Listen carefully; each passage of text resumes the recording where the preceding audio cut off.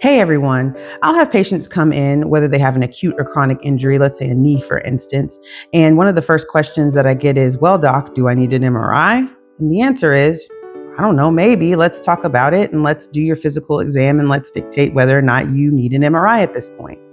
MRIs are not for everyone. Yes, MRIs show us more in depth the muscles, ligaments, tendons, the cartilage, the bone more in depth. But depending on what the physical exam is and what the history is, that will dictate whether or not we need an MRI. Sometimes common things are just common, and maybe you had an overuse injury, and so maybe we need a little medication, injection, physical therapy like we've talked about in order to get you over the hump. But if a patient has exhausted all of those, then yeah, maybe an MRI is indicated at that point.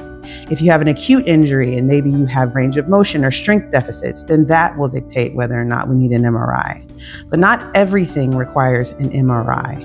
And let's be honest, we all deal with insurance companies, and they're going to want to see that some patients exhaust all their possibilities, especially if this is not an injury that potentially may require surgery.